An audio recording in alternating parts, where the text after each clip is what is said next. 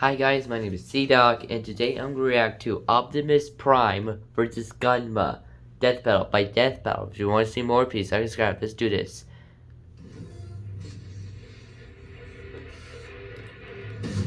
Death Battle! Across this vast world of different nations with different people, it is the clash of opinions which truly divides us. However, there is one universal truth, which absolutely everyone can agree on. Giant robots are pretty awesome. Like Optimus Prime, this goes good with film work. And good the original mobile suit Gundam. These aren't just any robots, they're the old school classics, the first of their kind, and we're in for a robo battle of East versus West. Well, Optimus was originally a Japanese toy. He's an boomstick, and it's our job to analyze their weapons, armor, and skills to find out who will win a death battle. First up is Optimus Prime. On a distant planet called Cybertron, a great unrest grew between two factions of robotic beings, the Decepticons and the Autobots. With little warning, they found themselves entangled in civil war. Led by that douchebag Megatron, the Decepticons started gunning down any bot they pleased for basically no reason, including some guy named Orion Pax, which will be important later. Rest in peace, Robro.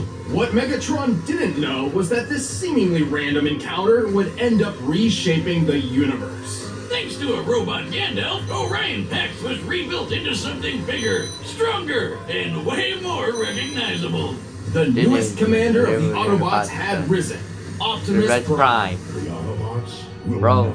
sacrifice freedom. Optimus is a powerful warrior with tons Optimus of awesome Prime is my favorite As Autobot. a transformer, he can scan nearby objects and morph his body to resemble one, becoming a robot in disguise. His favorite is a classic 1979 Kenworth K100 tractor. An oldie but a goodie which sports 500 horsepower and can book it over 80 miles per hour. He even gets a trailer which, when he doesn't need it, mysteriously disappears into thin air. No, really, where the hell does that thing go? I need to know. More importantly, the life force of every Transformer resides in their spark, sort of like a soul. And Optimus is no different, except that his spark gives him a few unique abilities. Yeah, his spark's pretty rare. Compared to other robo people, it gives him increased strength, speed, and durability. He can shoot laser beams from his hands, fly with either a jetpack or his feet boosters, and move his limbs around while they're detached like some sort of ghost robot Rayman. Yeah. Ooh. Optimus is referred to as a 0.1%er. That is how rare a being of his caliber is. Is that what all those people on Wall Street were protesting? Even then, many of Optimus's abilities are further enhanced thanks to his possession of one of the most powerful artifacts in Cybertron's history. The Matrix of Leadership. Oh, yeah, you know, it's nothing much. It's just a piece of robot god. The Matrix is a conduit for the power of Primus, the creator of the Transformer race. With this, Optimus can heal some of his most grievous wounds. What? Not all the time. Like, you know, when he died. And use the power of the Matrix to light our darkest hour. Well, he has an impressive arsenal to hopefully. So that will not happen again, Yeah, never again. Yeah, let's forget about He wields those. the Ion Blaster, a giant death cannon which Prime one-hands like a boss. This big old rifle fires bolts of energy strong enough to take down most Decepticons, and can even be fired into space from ground level. Even better, it never seems to run out of ammo. I love that kind of gun with no Prime also carries numerous weapons composed like of that. energon, a raw energy force used by Transformers to power their technology and, well, themselves. He's got a glowy energon axe and energon swords, perfect for slicing up robots of all sizes. And I guess they probably work pretty good on people too. Fighting fire with fire, Optimus Prime led the fight against the Decepticons for several millennia. Eventually, the war even found its way to our own Earth. But we've got nothing to worry about with Optimus protecting the planet. He's tanked blasts that would tear other bots apart. Like when this mega refinery exploded. It could be seen from outer space. He's punched the ground so hard, the trees around him freaking exploded. Child's play, Boomstick. He's strong enough to tip this large oil tanker, which you when don't compared know. to the real-life sea-wise giant must weigh over 700,000 Which you tons. don't know, that is very heavy. And punched hard enough to crack Six Shot's chest plate. Who boasted that his armor was drawn from the compacted subatomic matter of a collapsed star. Just to let you know, such a star would have a density of over 300 billion tons per cubic inch. While great density doesn't necessarily beget great toughness, this still means Six Shot's armor was 500 billion times more dense than osmium. That is very the most strong. dense natural material on Earth. You're the most dense natural material on Earth. And Optimus just punched that. Our commander wrecked it. He's fast enough to catch up to this Decepticon space shuttle in just 23 seconds. Given the size of the Earth here and the angle of ascent, we can determine he's moving around 125,000 miles per hour. Wow. He's also a talented leader, capable of commanding 1,000 battles at the same time via the Omni-Globe. Like Skynet, but in a giant disco ball. He's used that crazy strength of his to punch through Megatron, who once tanked an explosion big enough to knock Cybertron out of orbit. And thanks to the weird robo-magic of the Matrix, he's even defeated Unicorn. Unicron. Who's basically a giant robot Satan who eats planets. This guy is unstoppable. Not necessarily. Optimus is certainly powerful, but after all is said and done, he has one major weakness. To violate that law would destroy our honor. He's just too nice. Yeah. He's kinda all about the whole honor and fair fighting thing, which kinda screwed him over more than once, and even gotten him killed multiple times. Plus, he killed himself once just because he accidentally broke the rules in a frickin' game. Damn. But when his back is to the wall and all hell's breaking loose, he'll fight to the end, riding the eye of the storm. One shall stand, And one shall fall. Now that's Optimus, now for Gunma. Humanity has embraced the stars. Well, mostly. Right. After a somewhat united humanity expanded across the solar system, the ideologies between those on Earth and those in space began to drift apart. A new Space-noid republic, the Principality of Zeon, arose to challenge the Earth Federation. Space-noid? That like the Domino's pizza mascot, No, but in space? it's Space No, more like Nazis. Space Nazis. Oh, well, I guess it's no surprise that they started a war by gassing a populated space colony and dropping the whole thing on the planet. Man, that's messed up. Yeah. But that's just how it started. For the real star of the show, some smart guys put their heads together and came up with the coolest thing they could think of. Giant fighting robots. These were mobile suits, and one of Earth's nuttier engineers had developed a suit which would put all others to shame. This was the RX-78-2, AKA otherwise known as the Gundam. the Gunma. Yep. There have been lots of mobile suits named Gundam, but this was the original granddaddy of them all. This experimental mobile suit was hidden on a remote colony, but before its maiden voyage with the equally classified White Base could begin, it was caught in a surprise Zeon attack. With just 2 Zaku suits, the Space Nazis wiped out almost all of the White Base's military crew. The only people left to save these secret projects were civilians, who had no idea these things even existed. Among those who rose up was a young boy named Amuro Ray. Brilliant, albeit standoffish, Amuro was actually the son of the Gundam's chief engineer, and had already stumbled upon the mech's coded blueprints. So he grabbed the owner's manual, jumped in the Gundam, and flew into the fight. Damn, not too shabby for going off just the manual. Amuro quickly adapted to his complex controls thanks to its learning computer system, designed so the Gundam itself can learn its pilot's limitations and compensate. Its body is made of a super durable Luna titanium alloy called Gundarium. Of course. Yet another fictional metal that's way better than anything in real life. For weapons, Yeah, I guess it's got so. twin 60mm Vulcan guns for ears. It's got a shield that can block shots strong enough to take down warships, and a gravity hammer, a supersized flail that's rocket propelled. Whoever came up with that is my goddamn hero. Same with the guy who built the ultra-destructive beam rifle. That would be the ingenious Dr. Minovsky. Thanks to him, the beam rifle is a marvelous feat of weapons engineering. Minovsky had developed a way to miniaturize the enormous megaparticle cannons found on warships without losing any power. The result is a Gundam-sized rifle that can take down entire fleets of ships all on its own. It's like having That's a a good pistol gun. with all the power of 1,000 tanks. A single shot could easily tear through a 13,000-ton Musai-class warship. Wow. Given the official stats of this ship, to tear it asunder like so would require a strike worth nearly 9,000 tons of TNT.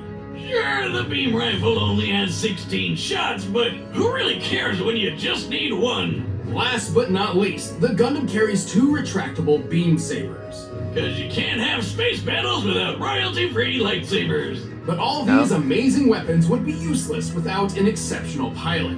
Despite still technically being a civilian, Amuro became the main pilot for the Gundam. Turns out, his skill was mostly thanks to his previously unknown abilities. Amuro was a new type. Like, Oh. Pokemon? See, apparently humankind was never meant to live under gravity's pull. In space, without it literally weighing down their souls, some humans developed psychic powers. Wow. That is the dumbest backstory for why someone gets powers. And we've heard a lot of them, Wiz. So what, he can like read minds or something? No. Sort of. These Yeah, powers sort and of, their my bad. capabilities have little definition, often differing between different people. Most new types can instantly understand each other upon contact, even drawing kinship between sworn enemies. Amuro's abilities in particular grant him something akin to precognition. He can predict exactly what will happen on the battlefield and where his enemies will be, and can capitalize on it if he reacts fast enough. How could he possibly predict I'd attack from the other side? I guess he was faster. He shot down targets too fast for the eye to see and navigated his friends through a collapsing fortress with no casualties. By the end of the war, his own reflexes were pushing the limits of the Gundam itself. A magnetic coating was added to the Gundam to compensate, reducing the suit's friction and increasing its speed by 27%. Over 14 years of military service, Amuro became a legendary pilot. He even learned how to use these super fast funnel guns with his Psycho Wuzza powers. Speaking of speed, Yes. the Gundam is comparable to the red Zaku piloted by Amuro's rival Char, which is 3 times faster than the standard green model. During the first large-scale battle with mobile suits, a Zaku flew through the battlefield in 7 seconds. By comparing the 1,072-foot-long Magellan-class starships in the distance, we can tell the Zaku flew over 7 miles. This puts the standard Zaku's top speed just under Mach 5. When tripled to compare to Char, this means the Gundam can move at least 11,000 miles per hour. 15 Yeah, I don't times think the speed that's of sound. fast enough Eyeballing for it with Amuro's new type Optimus. powers and magnetic coating, it's possible the Gundam can move as fast as Mach 25. Though anything over that would put it dangerously close to re-entry speeds, which its chassis cannot survive on its own. The Gundam is strong enough to lift and throw this goofy mobile suit, and tough enough to power through a magnetic field that's 7,200 degrees Fahrenheit. It survived plenty of really big explosions, including a detonating asteroid and a nuclear blast which wrecked Amuro's home colony. I bet it could wipe out the space Nazis all on its own. It nearly did. Amuro and his Wow. Gundam were instrumental to the war effort. It doesn't matter how much the Gundam was burned. It would always stand up, dispel the fear, and fly.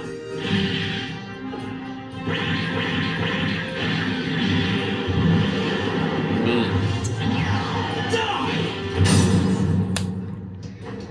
Alright, the comments are set. Let's end this debate once and for all. But first, let me transform your eating habits. By now, you've probably heard of Blue Apron, the leading meal kit delivery service in the US.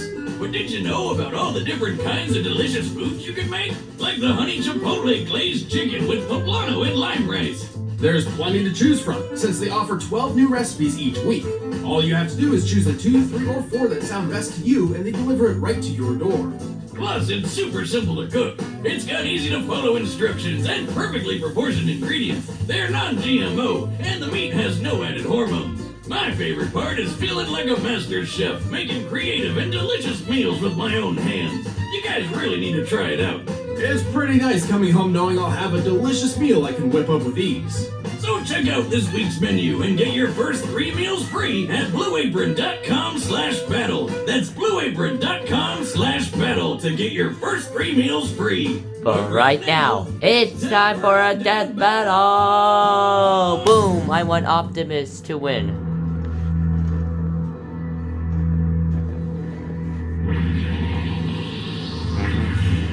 We see the Gundam. I'm checking something out, Sailor. It's more than meets the eye. Get your butt back to White Base. If there's trouble, we can't send backup. Let's roll.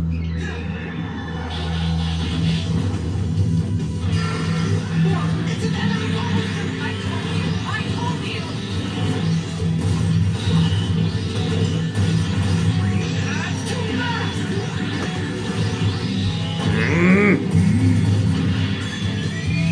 Oh no. Ugh. Oh.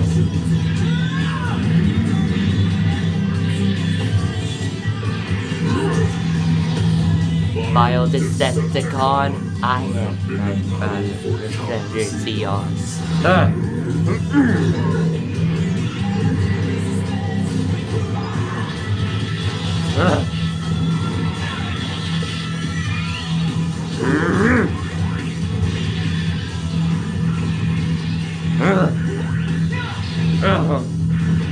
Oh!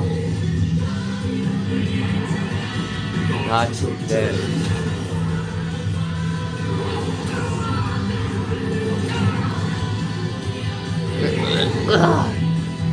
That hurt. No.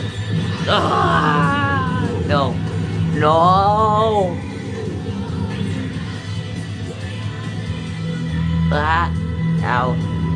Ow, ow, ow, ow, it hurts.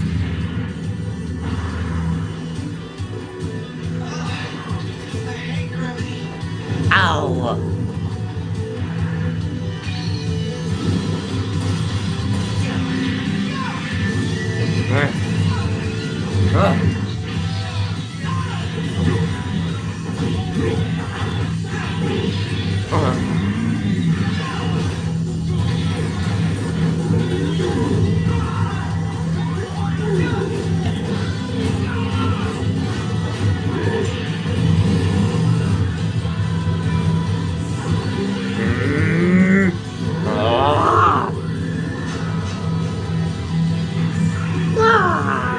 Oh.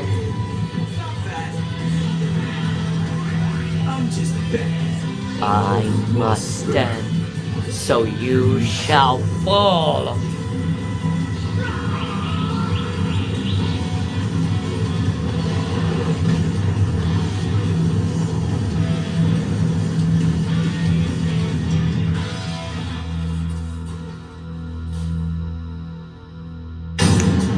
KO! He got the touch!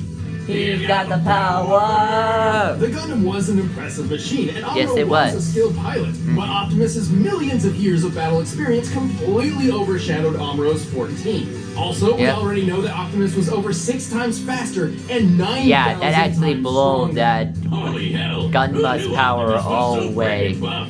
But the Gundam held plenty of its own advantages. With Yep. Amuro's super future sense powers, he could keep up with Optimus's speed. And with the Gundam's firepower, who cares how much it could lift? Unfortunately, the Gundam's limited ammunition meant this couldn't last. And even then, Optimus could certainly survive a shot from the beam rifle. Yeah. Remember that refinery explosion Optimus Yep. survived? The one you could see from outer space? This blast left an enormous gash on the planet Cybertron. To measure the power of this explosion, we needed to compare it to the curve of the planet. Now, Cybertron's size is pretty inconsistent throughout G1 Transformers history, but even when using the alternating sizes between the cartoon and the comics, the blast is far more destructive than the beam rifle in both cases. And Optimus Yes. just walked right out of that bitch. And this isn't some weird outlier just out of the comics either. In the cartoon, Megatron survived a blast that pushed Cybertron out of orbit. And he's pretty comparable to Optimus. To be fair, the Gundam boasted some impressive durability feats too. Like when Amuro accidentally blew up a Zaku's nuclear reactor right in his own face. Hey, give him a break. It was his first time. This explosion created a hole in the space colony which sucked out Amuro's father. Whoops. On the bright side, he's gonna save some money on Father's Day gifts, right? And with his heightened mind, we deduced the scope of the explosion. It's over 150,000 kilotons of TNT. That's 10,000 times more powerful than the bomb that dropped on Hiroshima, but still nowhere close to the refinery explosion Optimus survived. Also, the Gundam couldn't dodge Optimus's ion blaster forever. It was fast enough to strike targets in orbit from ground level. That puts its laser speed over 3 million miles per hour. Yep. Even when he knew it was coming, Amuro couldn't react quick enough to dodge or block anything that fast. Looks like Gunma. Optimus's time in the Sorry, Omni-Globe I was gonna proves he do a can joke. think way faster than Amuro. And just to blow your mind even more, in order to obliterate Unicron with the Matrix, the energy output must have equaled more than 40 Yoda tons of TNT. Like the Star Wars game. And you know what they say, size matters not, especially when Optimus has defeated opponents as big as Devastator. The Gundam was a powerful mobile suit with some astonishing firepower, but was ultimately outmatched by the Autobot's strength, speed, durability, and experience. Looks like Gunma couldn't climb his way to victory. The winner is Optimus Prime. See what I did there, guys? Thanks for watching, guys. If you want to see the exclusive commentary in this episode, just click that little box over there. And if you want the battle music for yourself, click the link down below and you can get it off of iTunes.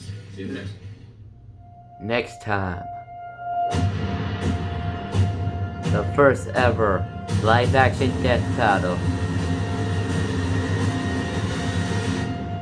Nightwing versus Dark Daredevil. Bye.